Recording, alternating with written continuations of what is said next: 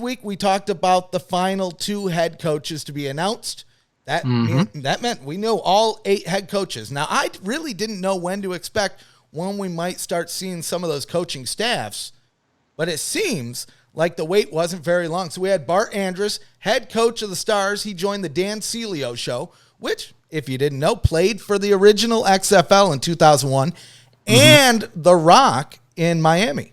So he's got his connections to that spring football, but he had Bart Andrus on.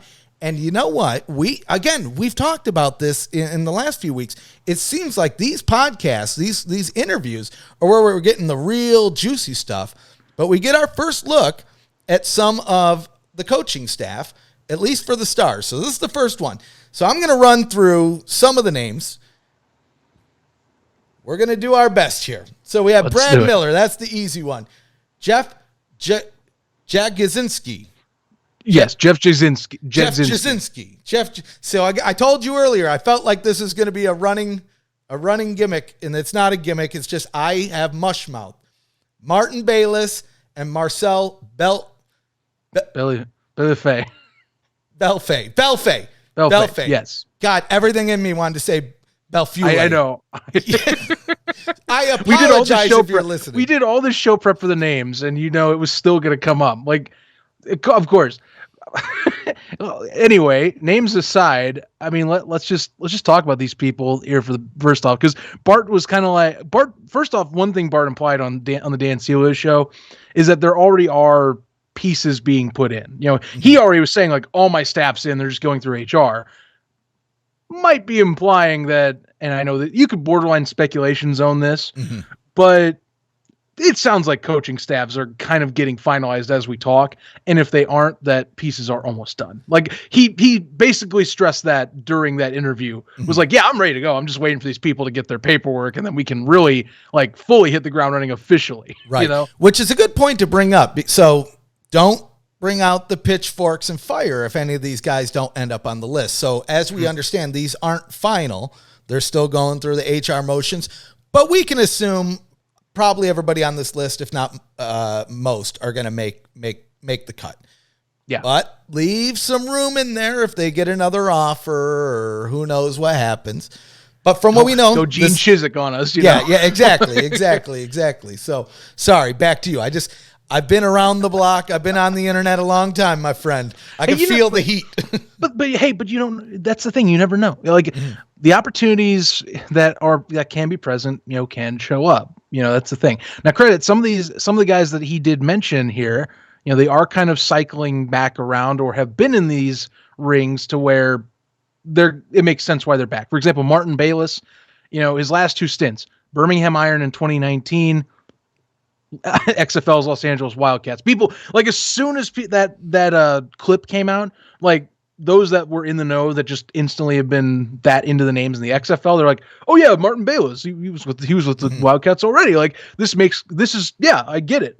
He already has this spring league experience, much like how Bart Andrus was hired because he's been doing this for several years, which he implies on that interview, by the way, as one of the reasons why he took it is because he's in that scene.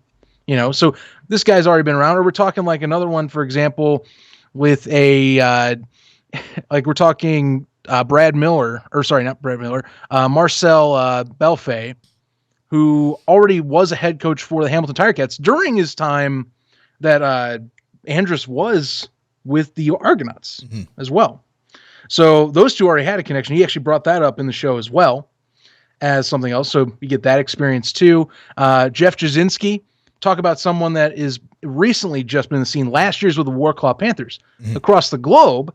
But again, another league. We're talking about guys that you're finding raw talent to grab, pluck, and play. And the Panthers are one of the most quality organizations in the international scene.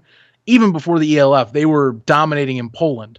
And they almost went to championship as a Polish team, which people didn't see that going. So the backgrounds are there. Right. Is what I'm trying to imply. Well, absolutely. When you look at this list of guys and all of their history and experience, we're talking everything from the college level, NFL, and every thing in between. Like you mentioned, we have ELF. We also have NFL Europe experience with Martin Bayless. NFL, Your Call Football, which is interesting to see, right? I don't know if you remember Your Call Football, but that was I forgot. It was like the precursor to the FCF, and the XFL did some work with them in the lead up to 2020. We have a lot of CFL experience, a lot of college experience, and so like UFL experience with Marcel Belfay, right? With the Omaha Nighthawks. And I was surprised at how many people called that out online. There was a lot of people that were supporting that Nighthawks, which they were one of the most popular UFL, arguably the most popular UFL team. Like Omaha was a great market. When people bring up Omaha as an option for like spring leagues, or alternative leagues, it's because of the Nighthawks and how well they did in the UFL, which, for those that followed the UFL, like if we talk about attendance numbers, a lot of those teams were abysmal. But like the Nighthawks, credit their stadium situation, but still they brought in the numbers. They were respected. Like that's like one of those teams you pluck and you're like, if I could bring them back, right? You bring them back, right? I mean, Omaha makes sense. I mean, there's a few of those places. I mean, there's not much to do, and if you keep it affordable, I get the reasons why. I get the argument for both sides of it. So. But I mean, they kind of made their point with the UFL. But as you mentioned, it wasn't the same outside of that team and the rest of the league. And when you have that type of situation, you kind of get the result that we're seeing now. But anyway, we're getting off subject. What I'm loving to see here is beyond the coaches, right? Beyond the head coaches having kind of a vast array of experience, we're now seeing it, at least in our first go ahead at the staff, coaching staffs, right? And with the first one out, like you mentioned before, it kind of gives me the impression that the wheel's moving, and then we're going to see more of this type of news in the near future. Realistically, I would think that we're probably going to hear more of this stuff before the players' selection meeting on the 22nd and 23rd. Maybe not all of them, but I guarantee you we're going to see more. Not guarantee. I think we'll see more of this before the 22nd. Well, okay, so perfect timing for bringing that up. We're glad you brought it up because, with USFL, something we're just used to is like, what they want to reveal. Or, we hope that you just get another podcast that happens to get someone and then they spill some of the tea and then you get another nugget. So the league has to be wanting to do this. I think they will, if it's finalized, I think that they will do that. I think that's not unreasonable. I think people want to know these coaching staffs. I know there's people right now that are I want to know the player pool. I want to know all the 3,000 plus players that have gone in. I'm like, hey, I'm with you. But I guess they don't want to do that yet because maybe their thought is let's draft these guys / select the players. I know it's the naming. Get those up, then put the roster in, something along that line is how I see it. So I think the coaches are going to be shown I think it will happen. They're going to adjust the webpage to have them up. You can check them out.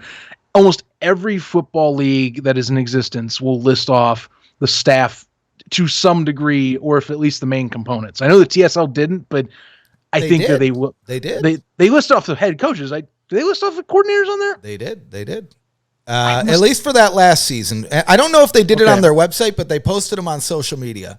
I take them back. Then that was going to be the one example, but it is not. Otherwise, then that sticks to my point. Every one of these leagues will always eventually list off the entire roster. So you're going to get it. I think it's reasonable to say that you should have it fully set by the time you get your entire draft list together.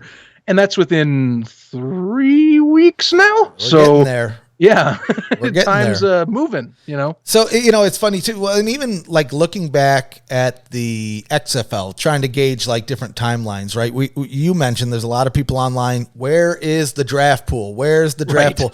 The XFL didn't release theirs until the week of or the week before. It wasn't like, and I mean, I very well could see the USFL not releasing it at all. Realistically, and I don't know the ins and outs of it, but when there's contracts involved, we don't know what's in the contract. We don't know, like, for instance, if somebody's in a player pool and, I don't know, the Green Bay Packers need somebody for a practice squad and they say, oh, crap, that guy might not be here in a week. Mm-hmm. Let's scoop that guy. And you might shoot yourself in the foot. Again, I don't know the ins and outs of the contracts. And I don't know if it's a full, if you sign this contract, you must play for us this year before the draft, right? So There may be some reasons, and there probably is some other reasons that we're not mentioning here, but don't be surprised if we don't see one. That being said, I think after the draft or player selection or whatever you want to call it, I think absolutely the league is going to release the rosters per team. The spring league did it, right? And yeah, if the spring league did it, I think they will do it. The baseline of like doing the stuff you need to do to run a full league. And, they're kind of the concept that birthed this. I know it's still a discussion point, but nonetheless, like they did it. So thus you expect that's the bar. Like the TSL to me comes off as like, now when you look back at it, it's like, this is what the bare minimum should be. I always said, yeah. If the bar's below that, then I have questions. So to me, I always looked at the spring league, especially, I always looked at it as Fox testing the waters, saying, if we put football on TV and tell nobody about it, and don't give the teams locations, and for most of the games we don't even sell tickets, how many people are going to tune in? And how much, God, there was another one there. How many people, basically, how many people are going to tune in? Oh, and how much money they're going to lose. Like, what is the worst case scenario, right? How much money could they put into it and make zero profit back? And I mean, when you look how far are we sinking this is exactly the frickin' point. Right? and I mean, you look at some of those spring league games last year, the ones on Fox a couple of them pulled in over 1 million people. And again, with no advertising. The USFL, and again, this kind of goes to that line of, oh, the USFL is just a spring league with a new name. No, my friend. No. And for one reason alone, did the spring league get any mentions during the any NFL coverage? Not that I am aware of. At least I don't remember any. No, I can't think of a single time. That's the thing. It's known. It's out there. People know it exists in the coaching circles, but you won't find the spring league being mentioned in video or in NFL Network. Like, it's not going to come offhand. Right.